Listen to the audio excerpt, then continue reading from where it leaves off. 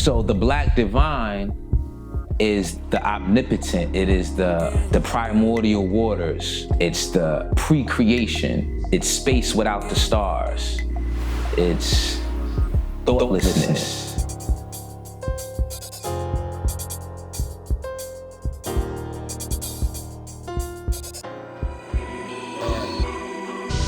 Orisa in the Ghetto actually started with the question of what does Orisa, what do our African deities, what do our God look like in the hood, in Chicago, in Compton, in Watts, in Southeast DC, in Miami, in the Bay Area. And so Orisa in the Ghetto disrupts this idea that Black people exist in pathology in the inner cities, in the urban area, and says that we are divine people, that, you know, we are representations of God. And even though we are in insurmountable almost and like ridiculously hostile situations and in terrain in which we are often targeted, we still are beautiful, we still are spiritual, we still are godly. Essentially, you know, you have a point in American history where large numbers of African Americans who previously may have been sharecroppers or descendants of slaves begin to move in large numbers from the farms and plantations of the South to the urban centers of the North. And so there's a tremendous amount of adjustment, emotional, you know, logistical, economic, psychological, cultural, that people are experiencing with this move. And one of the ways that these changes begin to take shape is through religious life. Growing up in Brooklyn was fascinating because in Brooklyn is where I saw a lot of things culturally as related to Black people, from, you know, Rastafarians, 5%ers, Muslims in the Nation of Islam, Sunni Muslims, people who practice Ife, positive Black Christians.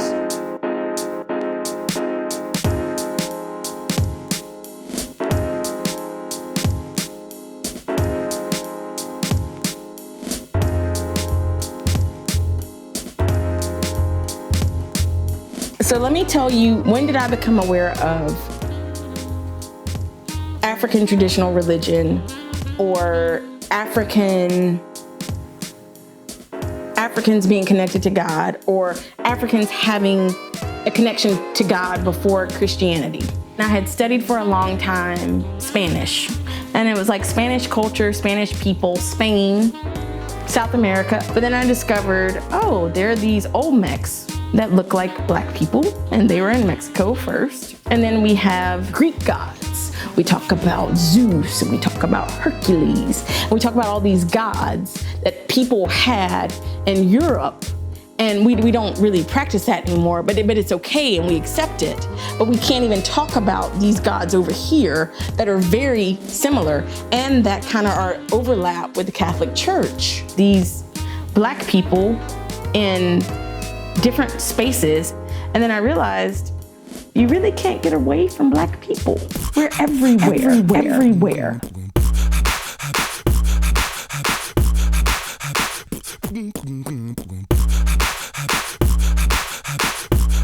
Orisa are a pantheon of deities that come from the Yoruba people who are located largely in present-day Nigeria, but they also live in Ghana, Benin, Togo, and Cameroon. In African traditional religion, naming God is actually an insult. And so just like in traditional African religion, the Yoruba never actually named God, but assigned Olodumare, the creative supreme being, various manifestations of itself. So these different representations and manifestation of God have various names: Oshun, Oya, Eshu Elegba, Yemanja, Nana Buruku, Obatala, Shango. Seeing oneself in these traditions and seeing how powerful certain individuals may be, whether they were living or whether they were myths, making the connections to be like, wow, you know, I can be that, I can do that, when people who study or practice what's known as the Ifa So people colloquially may call it Yoruba. We look at certain divine essences within those traditions. So you're dealing with forces of nature. This pantheon, it comes out of a particular region. So you as a black man or black woman, you're like, wow, you know, okay, this is a way of life or a system that I can see myself a part of.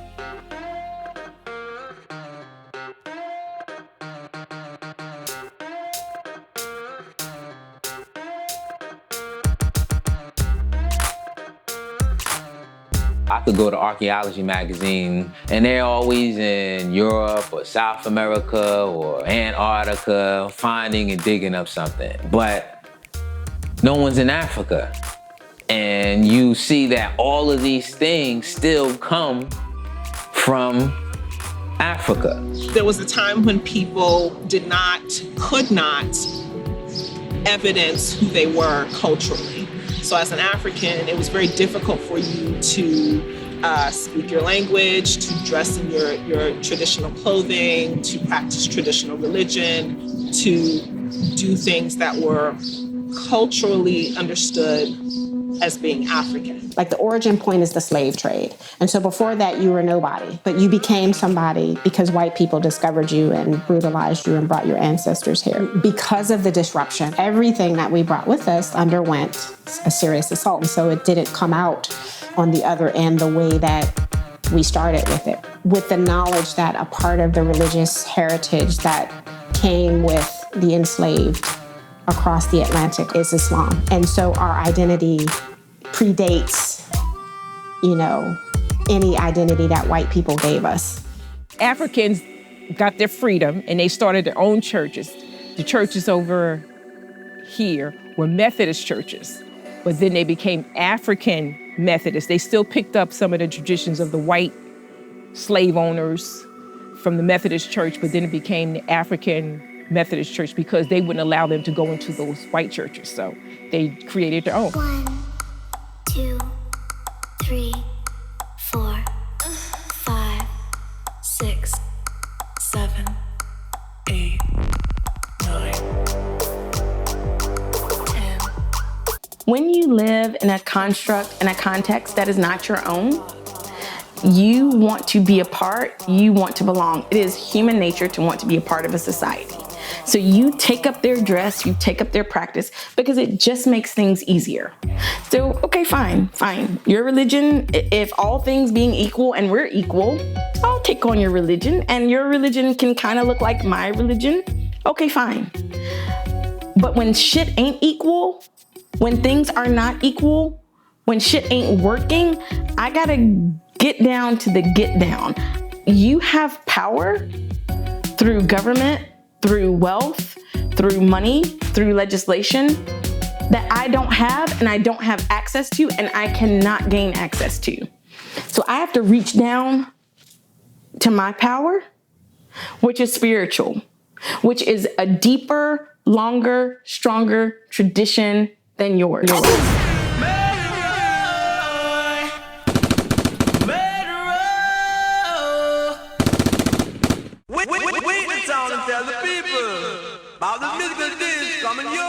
I am a Black woman, and that's the body that I inhabit. And so that understanding and orientation towards the divine needs to really reflect that back to me.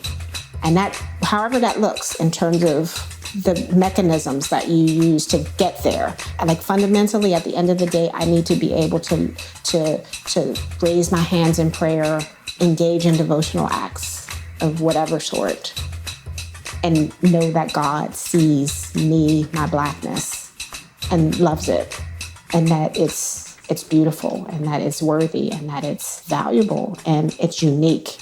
Okay, I'm dark skinned, I'm a dark sister, and I'm happy with being a dark sister, y'all. To see other dark sisters equally as beautiful, or even more beautiful than myself, dressed in kaba and slits with a head wrap, speaking Chi, speaking Ga, speaking Ewe, and just laughing and enjoying life as they are in their fullness of who they are is such a beautiful divine gift.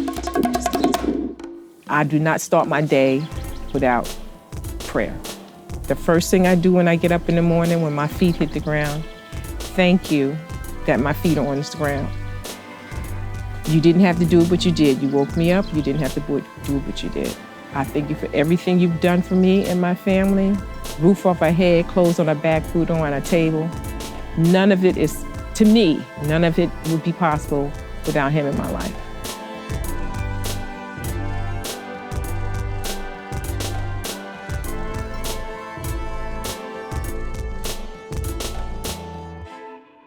The thought of what a God is has to be manifested within our bodies. So we are gods, but first the God within us to manifest has to correspond with the thought.